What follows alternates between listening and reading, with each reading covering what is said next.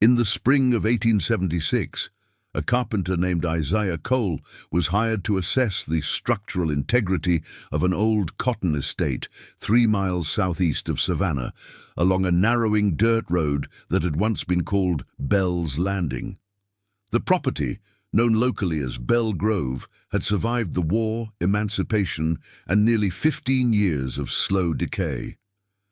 The house still stood, 2 stories of timber and brick, wrapped by a sagging veranda on 3 sides, but the land around it had shrunk from nearly 900 acres to just under 140. Most of it had been sold off in parcels after the death of Colonel Jonathan Bell in 1862. What remained now belonged to his eldest legitimate son, Charles Bell, a man of 41 years, who had spent the previous decade in Atlanta and returned to Savannah with plans to convert the old house into a lodging establishment for northern travelers drawn to the coastal air. Isaiah Cole was 34 years old, a freedman who had purchased his own liberty in 1859, 2 years before the war began. He had learned carpentry from a Scottish tradesman in Charleston and carried with him a reputation for meticulous work and an uncommon patience with old wood. He had been recommended to Charles Bell by a lumber supplier in town who knew that the Bell Grove house needed a careful eye, not simply for rot and termites, but for the peculiarities of pre-war construction, when additions were often built without permits, records, or common sense. Isaiah accepted the job for a fair wage and began his survey on the morning of March the 14th, arriving alone with a satchel of tools and a notebook bound in worn leather. The house smelled of dust, camphor, and something older, an odor Isaiah associated with buildings that had been closed too long, where air moved poorly and moisture settled into the bones of the walls. He worked room by room for the first 2 days, measuring joists, checking sills, tapping floorboards for hollows. The ground floor was in reasonable condition. The second floor presented more difficulty. Water had entered through a damaged section of roof above the east wing, warping several planks and staining the plaster. It was while inspecting the smaller rooms along the eastern hallway that Isaiah noticed something he had not expected. The room at the far end of the corridor was listed on the architectural plans as a sewing depository, a storage space for fabrics, threads, and finished garments. The plans had been drawn in 1845, shortly after the house was expanded to its current dimensions, and they showed the room as measuring approximately 12 feet by 10, with a single window facing east and a narrow closet built into the interior wall. But the plans did not show everything. The door to the room had been fitted with a lock on the outside, a heavy iron bolt, now rusted, that could only be secured from the hallway.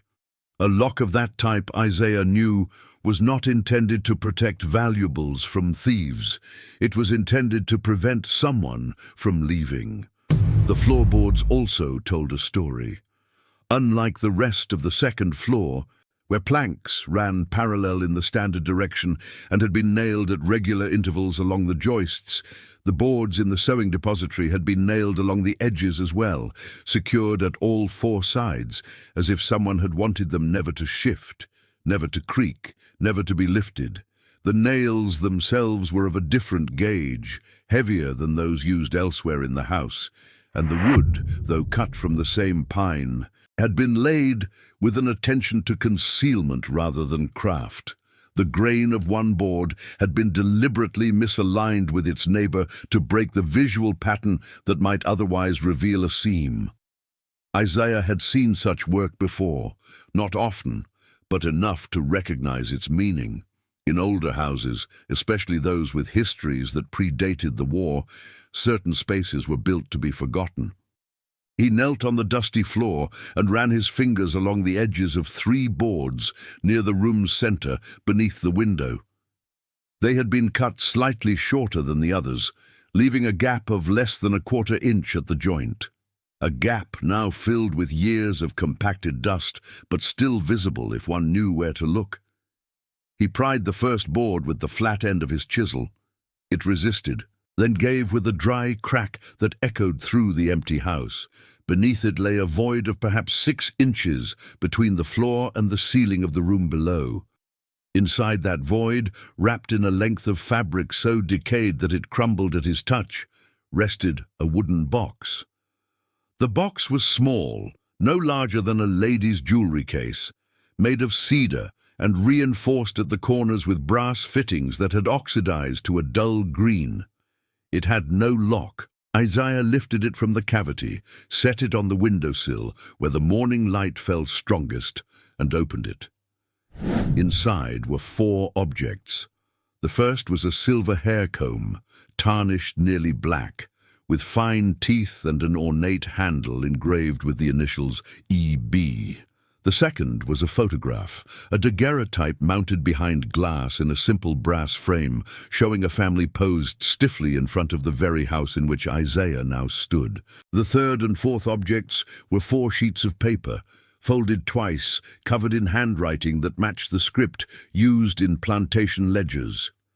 Neat columns, careful numerals, the kind of record-keeping that had once transformed human labor into entries in a book. The photograph demanded his attention first. It showed Colonel Jonathan Bell, a broad-shouldered man with a trimmed beard and the kind of coat worn by men who wish to project authority without appearing ostentatious, seated beside his wife, Catherine Bell, a thin woman with dark hair pulled tightly back from a face that suggested endurance rather than warmth. Standing behind them were their 2 acknowledged children. Charles, then perhaps 17, with his father's jaw and his mother's guarded expression, and a younger girl, Alice, perhaps 12, whose face carried the unfinished softness of adolescence. It was a portrait of a family that wished to be remembered as respectable, prosperous, and complete. But the photograph had been altered. On the left side of the image, between Alice and the edge of the frame, the surface of the daguerreotype had been scraped, deliberately, methodically, with something sharp enough to remove the photographic emulsion, but not sharp enough to cut through the plate. The scraping left a rough patch of exposed silver that caught the light differently than the rest of the image. And within that patch, if one looked closely, the faintest outline could still be traced, the curve of a shoulder, the suggestion of a sleeve, the ghost of a figure standing at the edge of the family group. Erased, but not entirely gone, Isaiah set the photograph aside and turned to the papers. The 4 sheets had been torn from a larger ledger. The edges were ragged where they had been pulled from the binding, and the page numbers, written in the upper right corner, were not consecutive. They appeared to span a period from 1853 to 1858. The handwriting was cramped but legible, and the entries followed a consistent pattern. March 15th, 1853, to E. Bell, quarterly disbursement as per arrangement, $48. September 22nd, 1853, to E. Bell, quarterly disbursement, $48. January 4th, 1854, to E. Bell quarterly, $48. And so on, at regular intervals for 5 years. The amounts varied slightly, sometimes 48, sometimes 52. Once as high as 60, but the designation never changed. E. Bell was not listed among the plantation's laborers or domestic staff.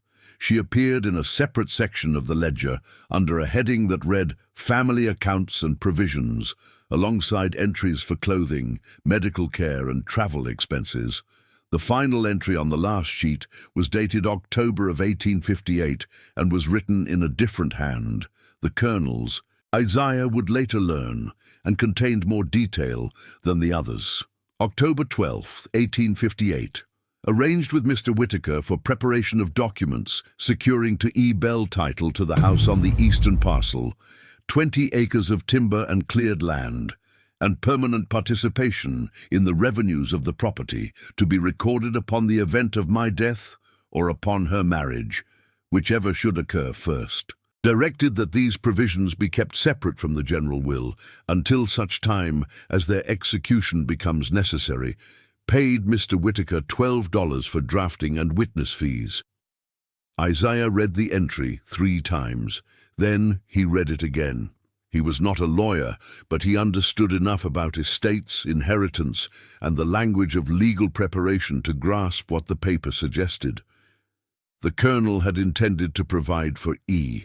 Bell, not as a servant, not as a distant relation, but as someone entitled to land, revenue, and legal protection. And he had taken steps to ensure that those provisions would survive him, separate from the official will that the rest of the world would see. Isaiah returned the objects to the box, wrapped it as well as he could in the crumbling fabric, and carried it downstairs. He found Charles Bell in what had once been the colonel's study, a room lined with empty bookshelves and dominated by a heavy mahogany desk that smelled of old tobacco. Charles was reviewing invoices and did not look up immediately when Isaiah entered. "I found something under the floorboards in the east room," Isaiah said, "the one marked as a sewing depository." He placed the box on the desk. Charles looked at it, then at Isaiah, and for a moment his expression was perfectly blank, the face of a man who had not yet decided what face to present. "That room hasn't been opened in years," Charles said. "Probably just old sewing supplies. My mother kept things there." "It's not sewing supplies." Isaiah opened the box and laid the objects across the desk, the comb, the photograph, the folded pages. Charles leaned forward and examined them with the kind of deliberate slowness that suggested he already knew what he was looking at. "This belonged to a servant," he said, gesturing toward the comb. "A woman named Esther. Worked here before the war. She was dismissed for stealing and left most of her things behind. My father kept them for a while, I suppose. Sentimental old man." "And the initials? Esther something. I don't recall her surname. It was a long time ago." Isaiah unfolded the ledger pages and placed them on top of the photograph. "These records show payments to someone called E. Bell. Regular payments over several years, not wages." Charles glanced at the papers without touching them. His jaw tightened almost imperceptibly, a small movement that Isaiah noticed because he had learned over many years to notice small movements in white men. "Bookkeeping errors," Charles said. "The old man was terrible with accounts. Half the records from before the war are full of mistakes. That's why nobody relied on them for anything important." "This entry mentions preparation of documents," Isaiah said, tapping the October entry. "A house, 20 acres, participation in revenues, for E. Bell, signed by your father." And the silence that followed lasted perhaps 5 seconds, a long time in a conversation of this kind. Charles picked up the photograph, turned it over in his hands, and set it down again with the image facing the desk. "These are family matters," he said, and his voice had changed. It was still calm, but the calm was now a lid pressed down over something else. "They don't concern you or anyone outside this house. The box is worthless. The comb is tarnished. The photograph is damaged. The papers are probably forgeries or mistakes or both. I want them destroyed." Isaiah did not move. They were hidden under the floor of a room that was locked from the outside. Someone went to considerable trouble to keep them safe. "I said I want them destroyed." "I understand what you want, Mr. Bell, but I was hired to assess the condition of the house. This is part of the house. I can't destroy property that doesn't belong to me. It belongs to me. Everything in this house belongs to me." Isaiah closed the box and slid it back across the desk. "Then you're free to destroy it yourself. But I should tell you that I've made notes in my survey log describing the location, the condition of the floorboards, and the contents of the box. If anyone asks me later what I found, I'll have to report what I saw." This was not entirely true. Isaiah had made no such notes yet, but the lie served its purpose. Charles stared at him for a long moment, and Isaiah saw something flicker behind the man's eyes. Not fear exactly, but calculation. The rapid arithmetic of someone weighing risks and consequences. "Take the box," Charles said finally. "Take it and leave this house. Your work here is finished. My contract runs through the end of the month. I'm ending it early. You'll be paid for the full month. I want you off this property by evening." Isaiah took the box, gathered his tools, and left Belgrove before sunset. He walked the 3 miles back to Savannah along the dusty road, the box wrapped in his jacket and tucked under his arm, and by the time he reached the boarding house where he had been staying, he had already decided what he would do next. He would not destroy the box. He would not forget what he had seen, and he would find someone who could tell him who Esther Bell had been and why her family had spent more than a decade pretending she had never existed. The person he found was Ruth Mercer. Ruth was 31 years old, a teacher by training and a researcher by disposition, who had come to Savannah from Philadelphia 4 years earlier to help establish a freedmen's school. The school had since been absorbed into the county system, but Ruth had stayed, drawn by a different kind of work, locating family records, marriage certificates, baptismal entries, and property documents for former enslaved people whose histories had been scattered or destroyed during the war. She worked out of a small office above a dry goods store on Broughton Street, surrounded by boxes of church ledgers, county files, and hand-copied extracts from records that no longer existed in their original form. Isaiah arrived at her office on the morning of March the 16th, 2 days after finding the box. He explained what he had discovered, described his conversation with Charles Bell, and placed the 4 objects on her desk. Ruth examined each one with the same methodical attention that Isaiah had seen her apply to old baptismal records and plantation inventories. "A silver comb with family initials," she said, turning it over in her hands. "A photograph with someone removed. Ledger pages showing payments to a woman with the family surname. And an entry about legal documents that don't appear in any probate record." She looked up at Isaiah. "You were right to bring this here. Do you think you can find out who she was?" "I can try." Ruth set the comb down and picked up the photograph. "The comb is the best lead.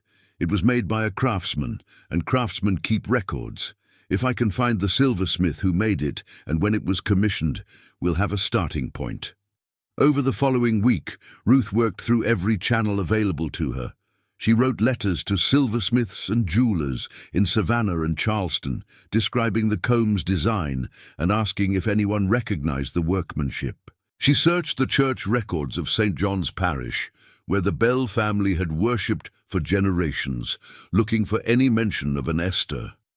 She examined probate filings, property transfers, and tax assessments from Chatham County, tracing the Bell family's holdings from the 1840s through the end of the war, and she compiled a list of every person named Esther who had appeared in any document connected to Belgrove, no matter how briefly. The silversmith was identified first. A letter arrived from a merchant in Charleston who recognized the comb's distinctive handle pattern as the work of a craftsman named Heinrich Bauer, a German immigrant who had operated a shop on King Street from 1842 until his death in 1863. The merchant, who had purchased Bauer's remaining inventory and business records, had checked the old ledgers and found a single relevant entry. An order placed in March of 1847 by Colonel Jonathan Bell of Savannah, Georgia, for 1 silver hair comb ornamented with inscription E.B., to be delivered for the occasion of the recipient's 21st birthday. The recipient was identified in the ledger as Esther Bell, daughter of the purchaser. Ruth read the letter aloud to Isaiah in her office, the afternoon light falling across the crowded desk. "He ordered it for her 21st birthday," she said. "He commissioned a piece of silver jewelry for a woman he called his daughter. That's not a servant. That's not a bookkeeping error. Does the rest of the family know about this? If they did, they've done everything possible to erase it. Ruth pulled out another document, a page she had copied from the St. John's Parish Registry. I found her. The birth record isn't in the main register with the legitimate children, but there's a separate section at the back of the book, labelled Coloured Members in Connection with the Parish. It's where they recorded baptisms, marriages and deaths for free people of colour who attended the church. And there she is. She pointed to a line written in a fine, old-fashioned hand. Esther May, female, born March 15th, 1826, baptized April 23rd, 1826. Mother, Delia May, free woman of colour, residing at Bell Grove. Father, not recorded in this register, but known to the parish. And then next to her name, Ruth continued, someone added a word later in different ink, different hand. She turned the page so Isaiah could see. The word was falecida, Portuguese for deceased. An unusual notation in an English-language church record, as if the person who wrote it had wanted to obscure its meaning from casual readers. No date, Ruth said. No cause, no burial location, just deceased. Added sometime after the original entry. But if she died, there should be a death record somewhere. A grave, a notice. I found none of those things. Isaiah leaned back in his chair. What about the documents the colonel had prepared? The house, the land. Also missing, I checked the probate records for Jonathan Bell's estate. The will that was filed after his death, it was dated 1859, 3 years before he died, makes no mention of any Esther Bell. No daughter, no house, no 20 acres. The entire estate went to his wife Catherine and their 2 legitimate children, Charles and Alice. But the ledger entry says he had documents prepared in 1858, a separate arrangement. Yes, it does. Ruth folded her hands on the desk, which means one of 3 things. Either the colonel changed his mind and destroyed those documents himself, or they were destroyed by someone else after his death, or they still exist somewhere and were simply never filed. How do we find out which one?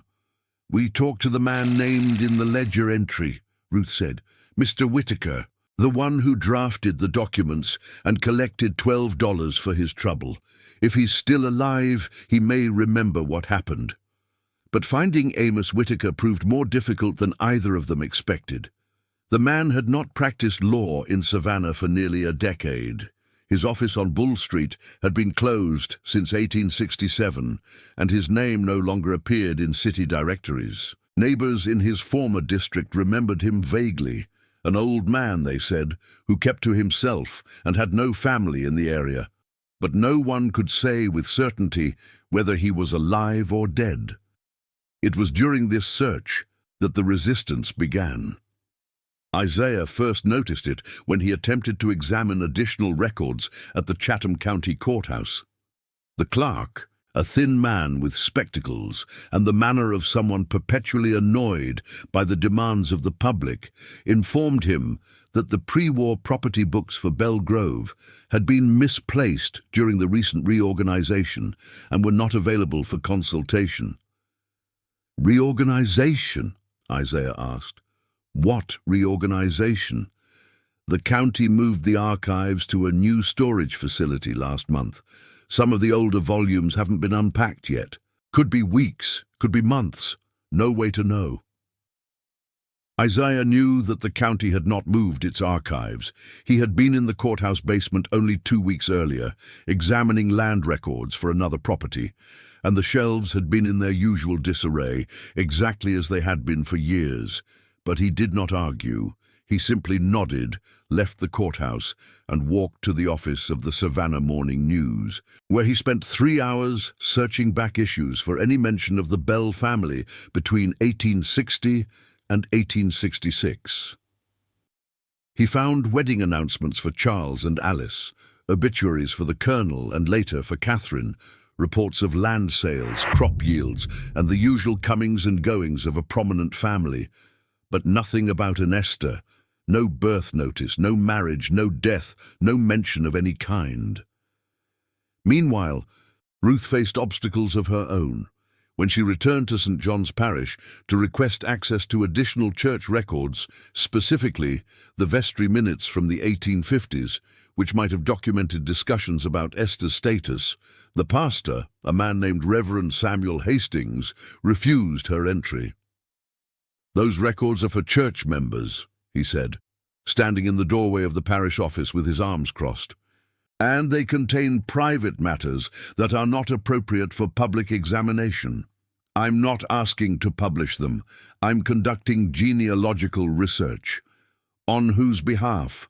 "A woman who may have been a member of this congregation, an Esther Bell."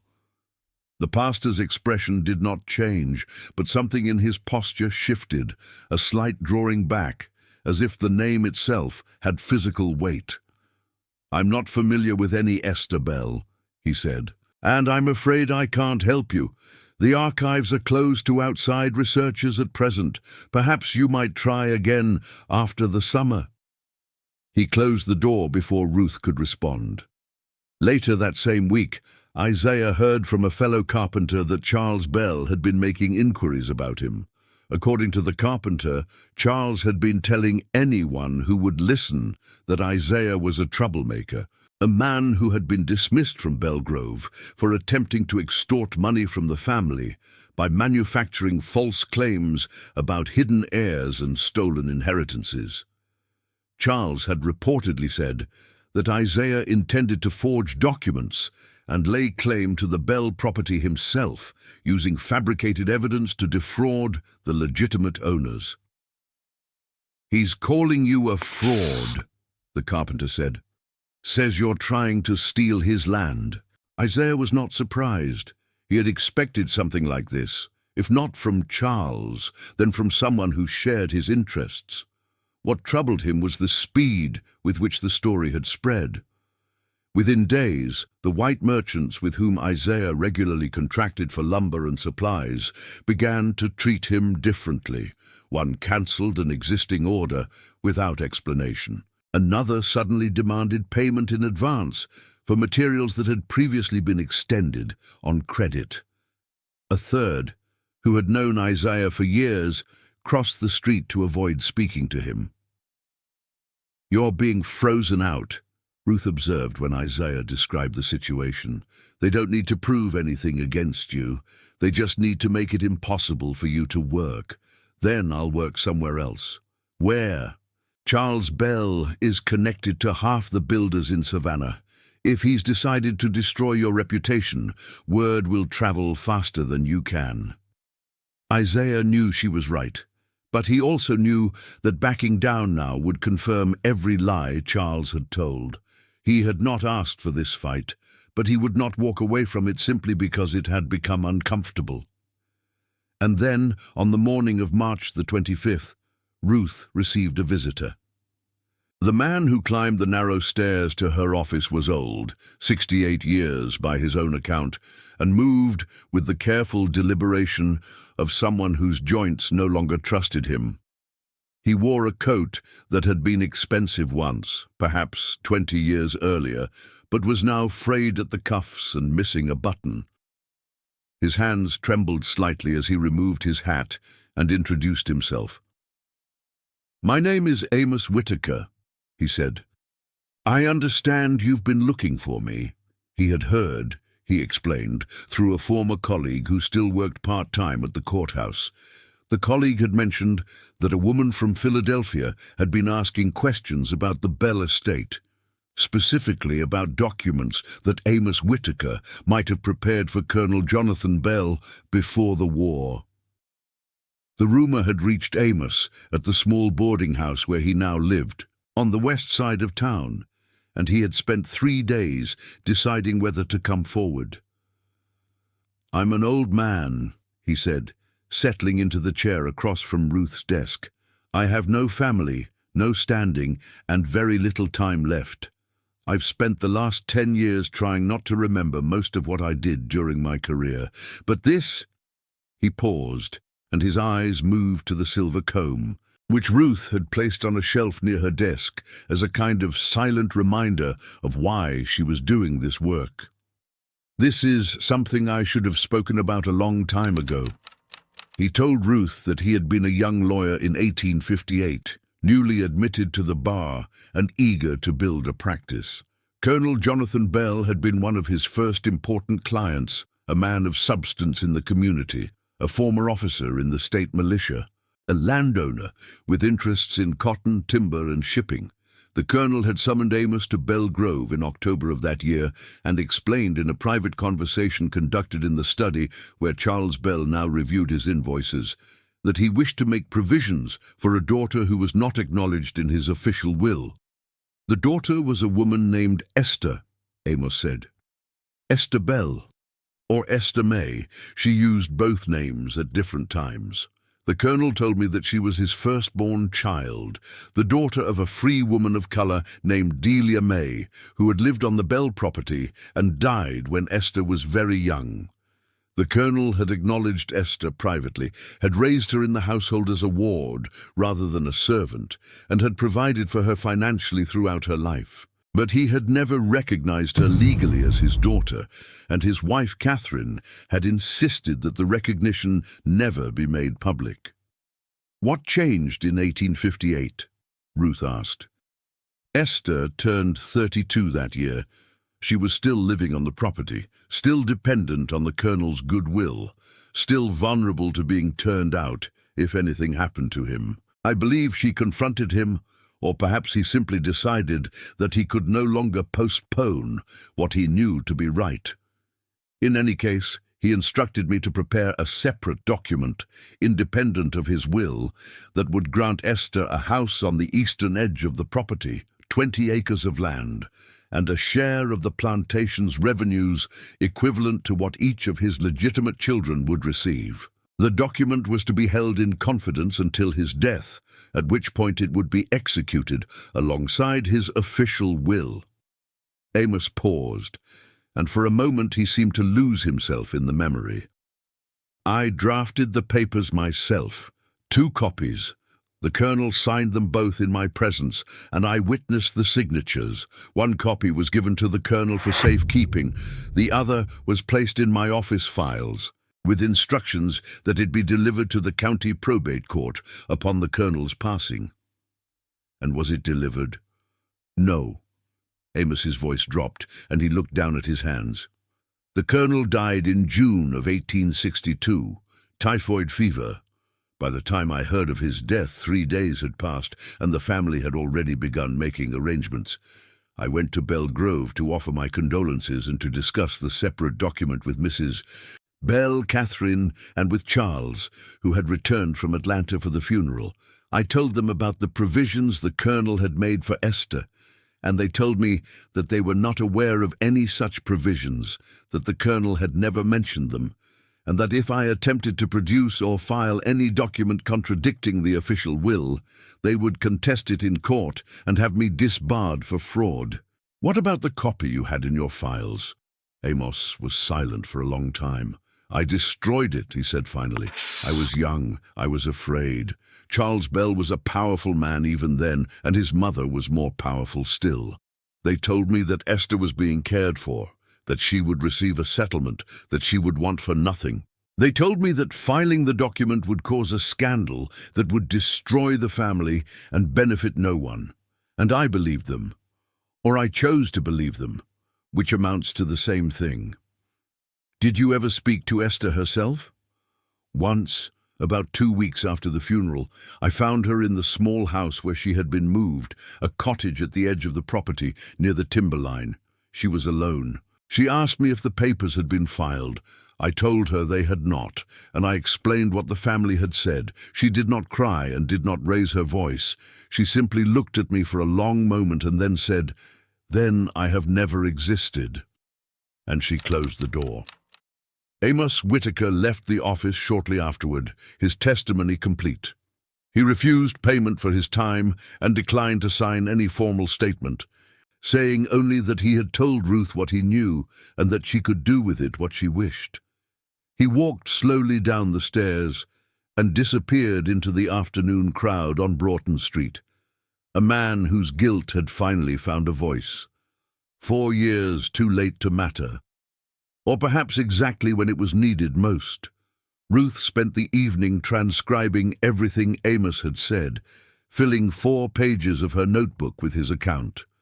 When she finished, she sat for a long time in the gathering dark, thinking about Catherine Bell and her children and the cold arithmetic of inheritance.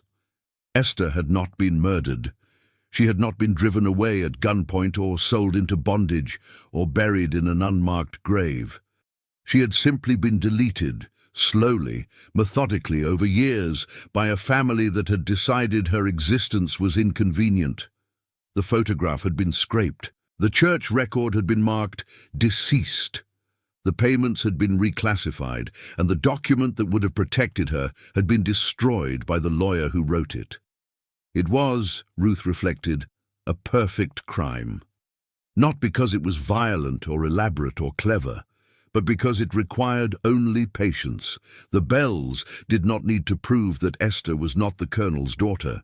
They simply needed to make it impossible to prove that she was. And they had come very close to succeeding.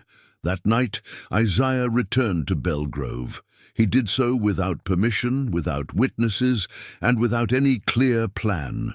He told himself that he was looking for additional evidence, something the family had overlooked, something that might corroborate Amos Whitaker's account. But the truth was simpler. He could not let go of the image of a woman whose name had been scraped from a photograph and whose life had been paved over like the floorboards of a room designed to be forgotten. He owed her, he felt, the dignity of being remembered. The house was dark and empty. Charles had not yet begun the renovations. The workers were scheduled to arrive in April, and until then the building stood as it had for years, silent, musty, its windows shuttered and its doors unlocked because there was nothing inside worth stealing. Isaiah made his way to the room on the 2nd floor. The floorboards he had pried up 2 weeks earlier were still loose, lying where he had left them. He knelt beside the opening and shone his lantern into the cavity below. The space was empty now. Of course, he had taken the box, but as he moved the light across the joists and the ceiling boards of the room beneath, something caught his eye. Not an object, a mark. On the back wall of the cavity, behind where the box had rested, the rough-cut timber of the adjoining wall was covered with marks, dozens of them, small, precise scratches, carved into the wood with something sharp, perhaps a nail, perhaps a hairpin. They appeared to be numbers, dates. Isaiah held the lantern closer and began to read. June 12th, 62. June 19th, 62, July 3rd, 62, July 10th, 62. On and on they went in careful rows, spanning what appeared to be a period of 3 years. The last entry was April 9th, 65, the month the war ended. Below it, in smaller letters, someone had carved a single word, remember. Isaiah stared at the marks for a long time. He thought about Esther May, Esther Bell, living in this room, or perhaps confined to it, marking the passage of weeks and months on the wall behind the floorboards where no one would see. She had been 36 years old when the Colonel died. 36 years old, and her family had responded to her father's death by locking her away and pretending she had never been born. He copied every date into his notebook, closed the floorboards as best he could, and left the house before dawn. When he told Ruth what he had found, she was silent for nearly a minute. And then she said, "The dates. They're not just a record of time passing. They're a reference system." She spent the next 3 days trying to understand what the numbers pointed to. The breakthrough came when she cross-referenced the dates with the church calendar from St. John's Parish. Several of the dates corresponded to Sundays, days when the family would have attended services, leaving Esther alone in the house. Others corresponded to Wednesdays, which Ruth eventually connected to the weekly market day in Savannah, when the household staff would have been occupied with errands and deliveries. But one date stood apart from the pattern, August 14th, 63. It was a Friday, not a market day, not a Sunday, and beside it, Esther had carved a single additional mark, a cross. Ruth checked the date against every record she could find. It was not the Colonel's birthday. It was not a holiday. It was not the anniversary of anything she had yet discovered. But when she searched the Savannah newspaper archives for that week, she found a small announcement buried on the third page. The death of Catherine Bell, the Colonel's widow, at the age of 57, after a prolonged illness.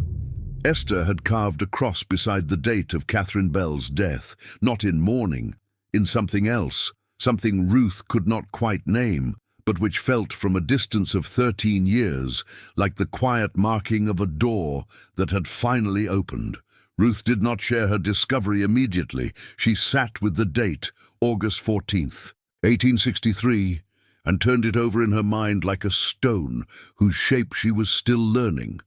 The cross beside Catherine Bell's death was the first mark Esther had made that was not simply a record of time, but a response to an event. And the event was the death of the woman who had, according to Amos Whitaker, been most insistent that Esther's existence remain hidden. Catherine had been the architect of the erasure. Charles had carried it forward, but Catherine had designed it, and now she was dead, and Esther had marked the day with a cross. The question that followed was inevitable. If Catherine was the obstacle, and Catherine died in August of 1863, why had Esther remained in that room for another 20 months?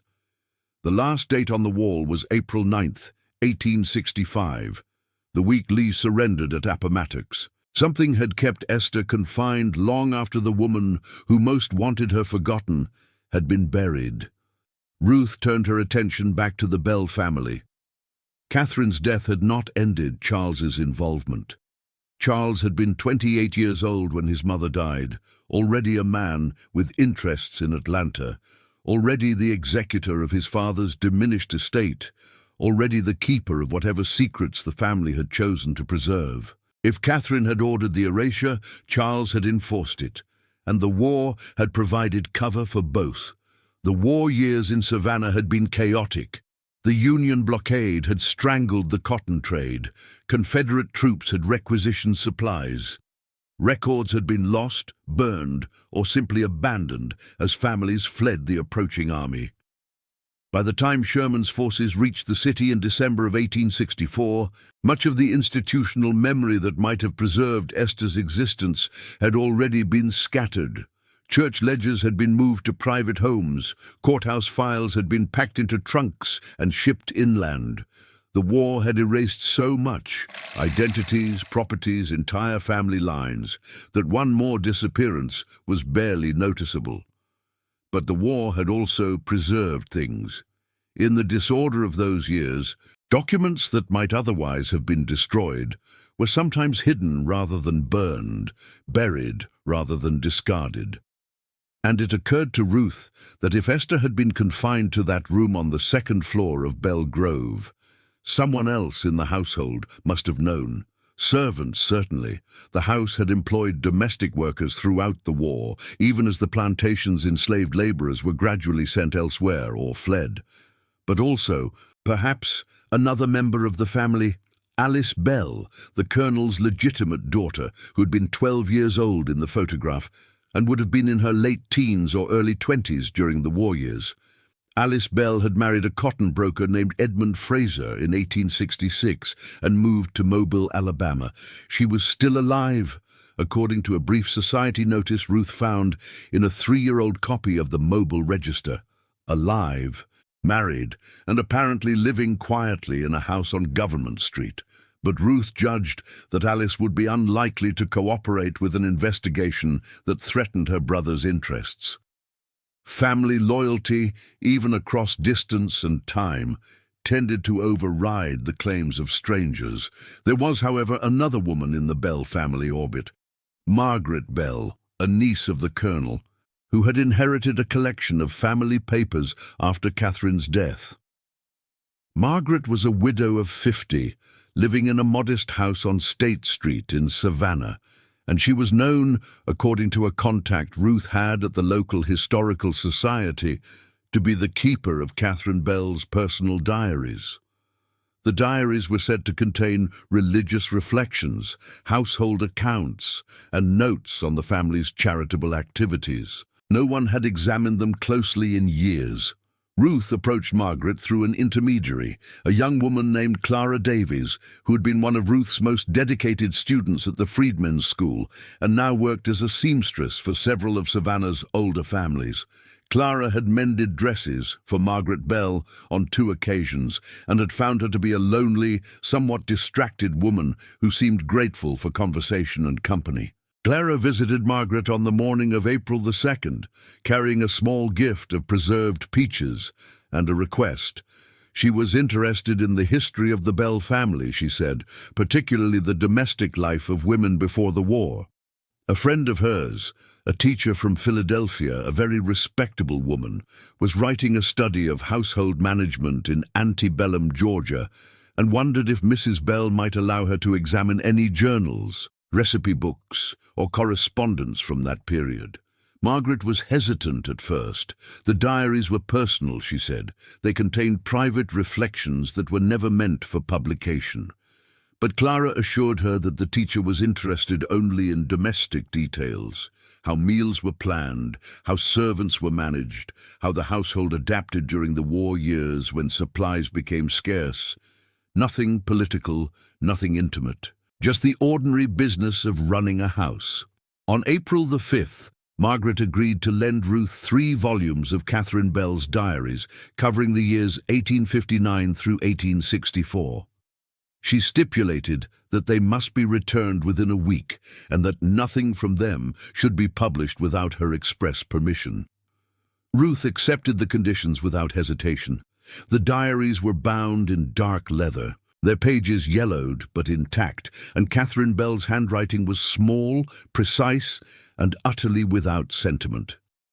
She recorded events as a bookkeeper might record transactions, dates, names, sums, outcomes. The early entries, from 1859, were indeed filled with household details: the cost of flour, the performance of a new cook, the progress of Alice's piano lessons. But as Ruth read deeper into the volumes, the entries began to change. The careful neutrality of the early pages gave way to something sharper and more anxious, as if Catherine were writing not to remember, but to justify. The first mention of Esther appeared in an entry dated March 15, 1860, Esther's 34th birthday. Jay informed me this morning that he intends to revisit the question of Ia's settlement. I reminded him of our agreement. He said circumstances had changed. I asked which circumstances he meant, and he did not answer. He has grown sentimental in his later years, and forgets that sentiment is a luxury available only to those who do not have to live with its consequences. Ruth read the passage twice. The tone was cold, but beneath the coldness ran a current of real fear. Catherine was not simply annoyed by her husband's intentions, she was threatened by them. And she had extracted an agreement from him at some earlier point, an agreement presumably that Esther would never be legally recognized. The entries continued through the spring and summer of 1860. In May, Catherine recorded that Jay met with a lawyer from town, I do not know which one, and returned in such spirits as I have not seen in him for years. In July, the matter of the eastern parcel has been raised again. I have told Jay that if he proceeds, I will not be able to protect him from the consequences. He does not believe me. In August, Charles agrees with my position. He understands that the estate cannot be divided indefinitely. What belongs to him and his sister must remain theirs. I am grateful that at least one of my children shares my clarity of purpose. Ruth paused after that entry and made a note. Charles had known. Not just after his father's death, when the will was being settled, but months before the war began. He had been a young man of 25 in 1860, but he had already aligned himself with his mother against his father's wishes. The conspiracy had begun while Colonel Jonathan Bell was still alive. The 1861 volume was thinner than the others. The war had begun in April, and the household rhythms had been disrupted. Catherine's entries became shorter, more terse. She recorded the departure of several enslaved workers in the weeks after Fort Sumter, the difficulty of obtaining certain goods, the rumors that Union forces might eventually threaten the Georgia coast. But she also recorded, in a brief entry dated June the 12th, the event that may have sealed Esther's fate. Jay has fallen ill. Dr. Hammond says it is the fever. He is lucid at times, and at times he speaks of things I cannot allow him to say in the presence of others. I have moved him to the downstairs parlor, where I can control who visits. E asked to see him. I told her he was not receiving visitors. She did not argue, but looked at me in a way that made me understand she knows what I am doing. Let her know. It changes nothing. Jonathan Bell died on June the 28th, 1862. Catherine recorded his death in a single sentence. Jay died this morning at 7 o'clock. The arrangements have been made. There was no expression of grief, no reflection on their life together, no acknowledgement that a marriage of more than 25 years had ended. Only the death, the time, and the arrangements. The entries that followed Colonel Bell's death formed the most damning portion of the diaries. Over the summer and fall of 1862, Catherine meticulously documented the process of erasing Esther from the family's history. July the 3rd. Charles and I have reviewed the papers Jay kept in his study. We found a document that cannot be permitted to exist. Charles burned it this evening. I watched it burn and felt nothing but relief. July 15th. The lawyer Whitaker came to the house today. He spoke of Jay's wishes regarding a certain person. I told him those wishes were unknown to the family and would not be recognized. Charles was present and supported my position.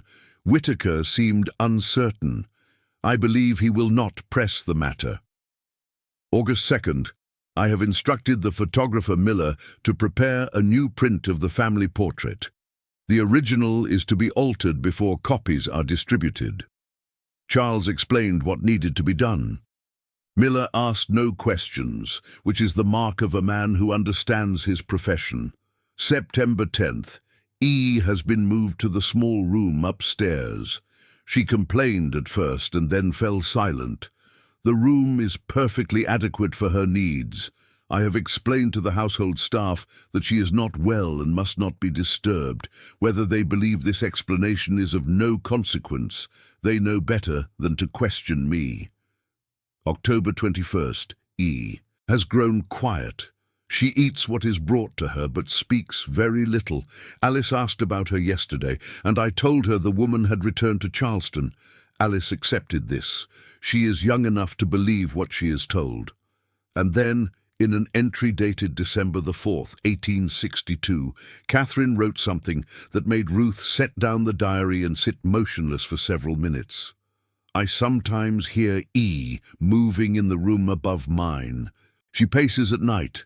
I count her steps, 4 across, 4 back, 4 across, 4 back. She is counting something too, I think. The days, perhaps, or the hours. I have ordered the lock reinforced. Charles thinks she should be sent away entirely, but I have told him that sending her away would create a trail. So long as she remains here, we can say with truth that she is in our care. No one need know what kind of care it is. Ruth looked up from the diary. Her office was quiet, the only sound the distant clatter of wagons on Broughton Street below. She thought about the marks on the wall behind the floorboards, the dates, the careful rows, the word, remember. Catherine had been right. Esther had been counting. Not simply the days, but the shape of her own confinement, cataloguing it in a language that only she understood. The 1863 volume began with Catherine's account of her own declining health. Dr. Hammond says it is a tumour, though he does not use that word, and became progressively darker as the year advanced. Catherine was dying, and she knew it. But the knowledge of her own mortality did not soften her toward Esther. If anything, it hardened her resolve. March 15th. E is 37 today. I had the cook prepare a cake, but I did not bring it to her. Let her remember what she has lost. Let her remember whose fault it is. May 2nd. Charles visited from Atlanta. He brought papers that will transfer the eastern parcel to his name. I signed them willingly. What J intended for E will now belong to his legitimate son. This is as it should be. June 7th. Alice has married. The ceremony was small because of the war and because I could not stand for more than 20 minutes. E was not present. Alice did not ask about her. I have raised my daughter well. August 12th. Dr. Hammond says I may not see another month. I have made Charles swear that he will continue what we began. E must not be allowed to claim anything after I am gone. Her silence must remain absolute. I have made Charles swear, and he has sworn. The final entry in the 63 volume was dated August the 13th, the day before Catherine died. It was written in a hand so shaky that Ruth could barely decipher it. E knows I am dying. She has been singing. I can hear her through the floor. A hymn, I think, or something that was once a hymn before she changed the words. The house is very quiet. I have done what I believed necessary. Let God judge me for it. Let God judge us all. Catherine Bell died on August 14th, 1863. She was 57 years old, and Esther, locked in a room 12 feet by 10 on the second floor of the house, had carved a cross beside the date. Ruth understood now why the cross was there. It was not mourning, it was not triumph, it was a marker, a sign that one chapter of her imprisonment had ended and another had begun. Catherine was gone. But Catherine's son had sworn an oath to continue what his mother had started. The lock remained. The door remained closed. The only thing that changed was the identity of the person on the other side. The 1864 volume, the last volume Margaret Bell had lent, was Catherine's only in name. The entries ended with her death. The remaining pages were blank, but tucked between the back cover and the final leaf of paper, Ruth found something she had not expected. A folded sheet of writing paper, yellowed and fragile, covered in handwriting that did not match Catherine's. It was a letter, undated, unsigned, but the handwriting matched the carved dates on the wall of the room. I am writing this because I do not know if I will be alive when it is found. If you are reading it, I am dead, or I have escaped, or the war has ended and someone has entered this room and found what remains of me. My name is Esther May. My father was Jonathan Bell. He is dead now, and his wife Catherine holds the key to this room. She will not come herself. She sends a servant, a woman named Louise, who brings food and water but will not meet my eyes. Louise is afraid of Catherine, as everyone in this house is afraid of Catherine. I do not blame her. I blame no one who is forced to choose between their own safety and mine. But I'm writing this so that someone, someday, will know that I existed, that I was not a servant, not a ward, not a mistake. I was his daughter. He told me so himself on my 21st birthday, when he gave me the silver comb and said that one day the world would know me as his child. That day never came. He died before he could keep his promise, and the promise died with him. If you find this letter, please do not let the promise die a second time. Ruth finished reading and pressed the letter flat against her desk. Her hands were trembling, though whether from exhaustion or anger, she could not have said. The letter was not meant for her. It was meant for anyone who might someday open the floorboards, anyone who might find the box, anyone who might care enough to ask what had happened in that room at the eastern end of the second floor of Bell Grove. Esther had written it in darkness, or by the thin light of a single window, and then she had hidden it where she hoped it might be found by a stranger because her own family would never look. But the letter also raised a question. How had it ended up in Catherine's diary? Esther had not placed it there. She could not have, since she was confined to her room and had no access to Catherine's private papers. Someone else must have found the letter and decided to preserve it rather than destroy it. Perhaps Louise, the servant who brought food. Perhaps another household worker who had access to Catherine's belongings after her death. Perhaps even Alice Bell in a moment of conscience, though Ruth thought that unlikely. Someone, at some point, had discovered Esther's letter and hidden it in the one place where it would not be found by Charles or his mother. Inside the diary of the woman who had ordered the erasure. It was a small act of resistance, anonymous and undated, but it had survived for 13 years. Ruth returned the diaries to Margaret Bell on the morning of April the 9th, exactly 1 week after borrowing them. She thanked Margaret for her assistance and said that the volumes had been most helpful for her research. She did not mention the letter she had found. She did not mention Esther. She did not mention the marks on the wall at Bell Grove, or the ledger pages, or the silver comb, or the photograph with the scraped-off figure. She simply returned the diaries, expressed her gratitude, and left. But that afternoon, she wrote the first of what would become 12 letters to the Philadelphia City Directory Office, the Pennsylvania Freedmen's Relief Association, and every church, charitable organization, and civic registry in the city that might have recorded the arrival of a woman named Esther in the spring or summer of 1865. The search took nearly 3 weeks. Ruth worked methodically, sending inquiries to every address she could find, following every thread that might lead to a woman who had left Georgia under a false name and built a new life in a city where no one knew her history. She checked passenger manifests for ships that had sailed from Savannah to Philadelphia in April and May of 1865. She reviewed membership rolls for churches that served the city's growing community of freedmen and women. She examined business licenses, property records, and city directories, looking for any woman whose name or circumstances matched Esther's. And then, on the morning of April the 28th, a response arrived. It came from a small Episcopal church in the Germantown neighborhood of Philadelphia, where a parish clerk had found, in the congregation's membership ledger for 1866, an entry for a woman named Esther Bowen.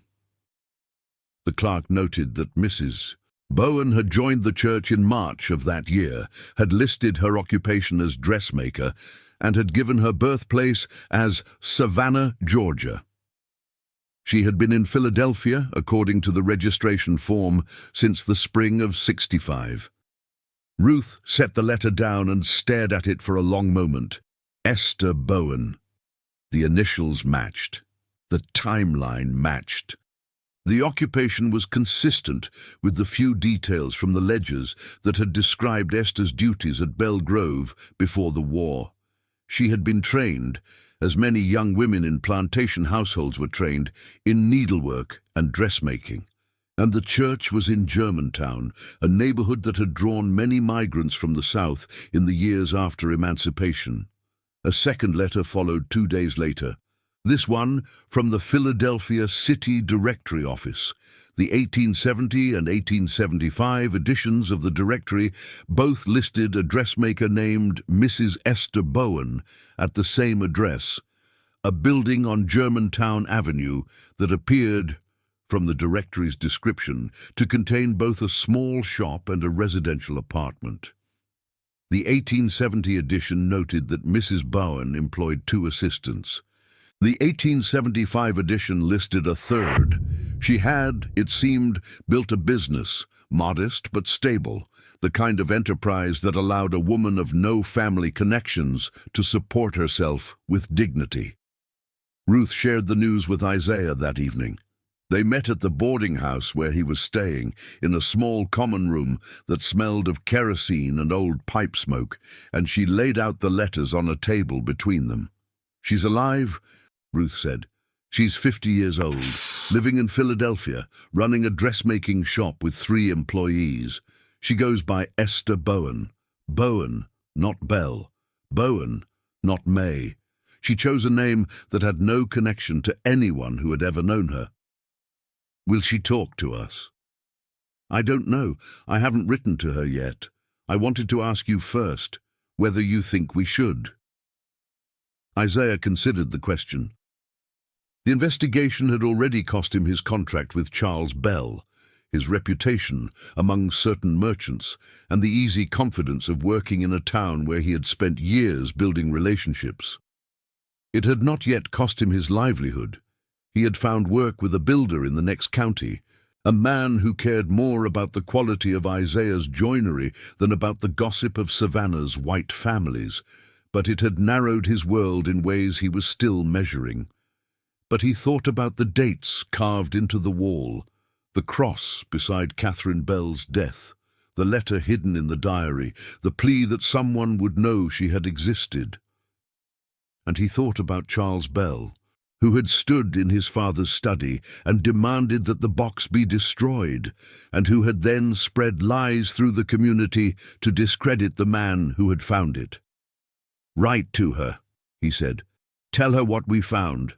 Tell her we know who she is, and tell her that whatever she decides to do, the box and everything in it belongs to her." Ruth's letter to Esther Bowen was the most difficult piece of writing she had ever composed. She did not know how to address a woman who had spent 13 years trying to forget the name she had been given at birth. She did not know how to begin a letter whose purpose was to tell a stranger that her family had erased her from history, and that proof of that erasure had been discovered by a carpenter, preserved by a teacher, and pieced together through the collusion of a cowardly lawyer, a silent servant, and a dead woman's diaries. She wrote and rewrote the letter 4 times. In the final version, she said simply, "My name is Ruth Mercer. I am a teacher in Savannah, Georgia. In the course of an investigation into the history of the Bell family, I have come into possession of certain objects and documents that I believe belong to you. Among these are a silver hair comb, a damaged photograph, and several pages from a plantation ledger. If you are the Esther Bell who was born at Bell Grove on March 15, 1826, I would be grateful for the opportunity to return these items to you. I can be reached at the address below." She did not mention the letter Esther had written in the room. She did not mention the marks on the wall. She did not mention Catherine's diaries, or Amos Whitaker's confession, or Charles Bell's campaign of slander. She kept the letter brief and formal, a message that could be ignored if Esther chose to ignore it, a door that could be left unopened. The reply arrived 17 days later. It was written on heavy paper in a clear, steady hand, and it consisted of a single paragraph. Miss Mercer, I have not been called Esther Bell since April of 1865. I have spent the years since then becoming someone else. But I have never stopped expecting that someday someone would come asking about the girl who used to wear silver in her hair. Tell me what you have found, and tell me whether Charles Bell is still alive.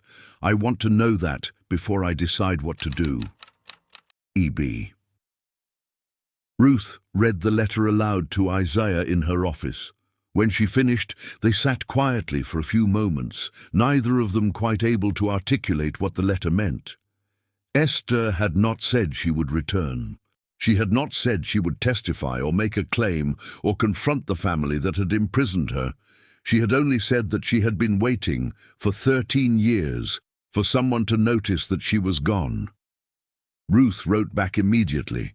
She told Esther everything: the discovery of the box, the photograph with the scraped figure, the ledger pages showing quarterly payments, the legal documents Amos Whitaker had drafted and destroyed. She told her about Catherine Bell's diaries, about the entries that described Esther's confinement in intimate and appalling detail, about the letter Esther herself had written and hidden. She told her about Charles Bell's refusal to acknowledge the evidence, his attempt to destroy the box, his efforts to discredit Isaiah in the community.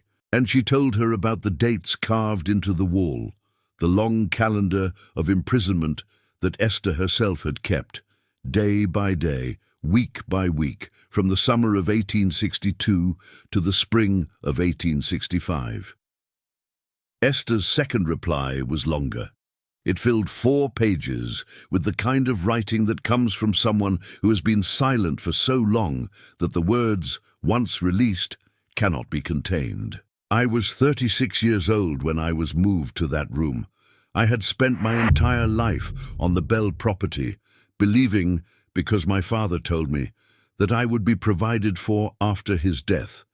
He made promises to me that he did not keep, not because he did not intend to keep them, but because he underestimated the ruthlessness of his wife and the ambition of his son.